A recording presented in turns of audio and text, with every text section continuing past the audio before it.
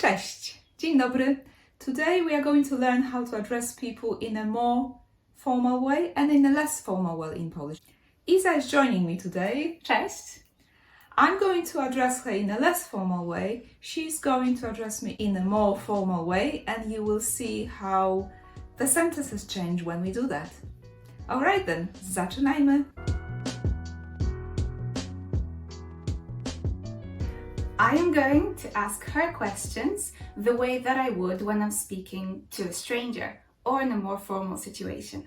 And I'm going to ask Isa questions the way you would ask friends or people of the same age. For instance, if you are a teenager, you're talking to other teenagers, you wouldn't use formal language to address them.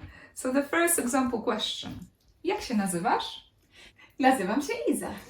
Jak się pani nazywa? Jestem Kasia. Czy masz rezerwację?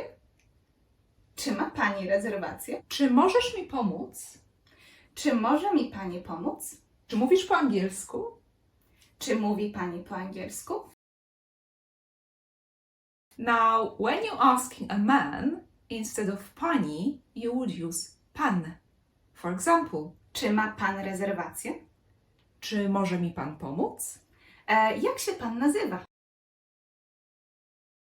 Now let's see what happens if you address more than one person. So let's say we are addressing a man and a woman in a formal way, because if it's informal, if it's friends of yours, you would use the second person plural, like wy, or without the pronoun wy, only the verb form in the second person plural. But if it is formal, we use państwo. Na przykład, Czy chcą państwo stolik na zewnątrz? lub czy chcecie państwo stolik na zewnątrz? Let's take a look at one more example. So when you're informal and when you're asking a group of people, for instance, do you pay with a card? You'll say, czy płacicie kartą? But let's see what happens when you use a more formal language. Czy płacicie państwo kartą? Or alternatively, czy płacą państwo kartą?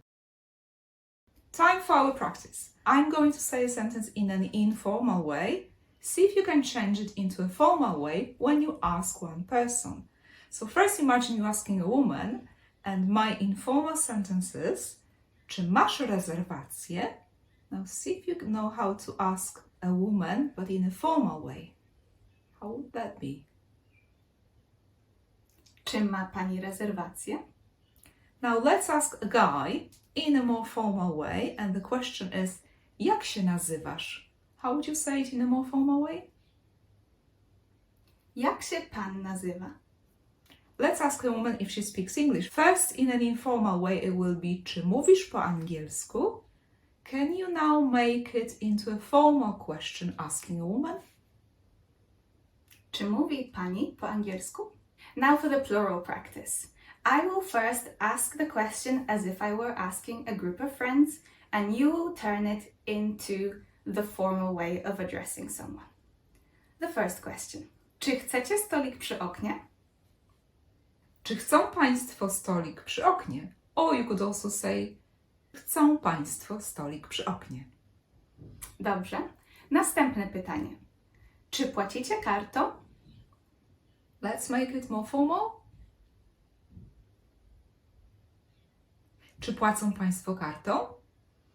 O, czy płacicie państwo kartą? Następne pytanie. Czy macie rezerwację? How would you say that in a more formal way? Czy mają państwo rezerwację?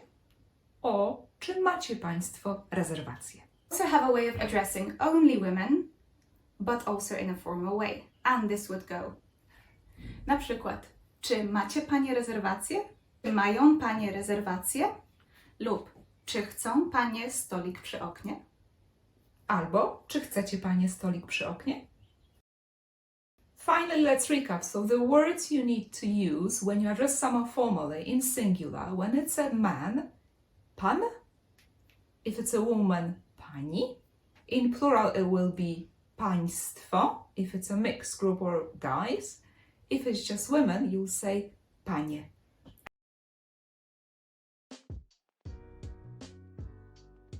And the form of the verb you want to use, if it's a singular question, it will be the third person singular. Czy pani ma? Czy pan ma? For example, rezerwację. And in plural, you have an option. It could be the third person plural. Czy mają państwo rezerwację? Or it could be the second person plural. Czy macie państwo rezerwację?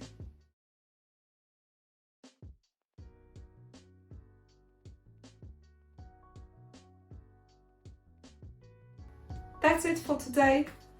I hope to see you soon in another lesson. Cześć! Dziękujemy. Cześć! Jak się pani...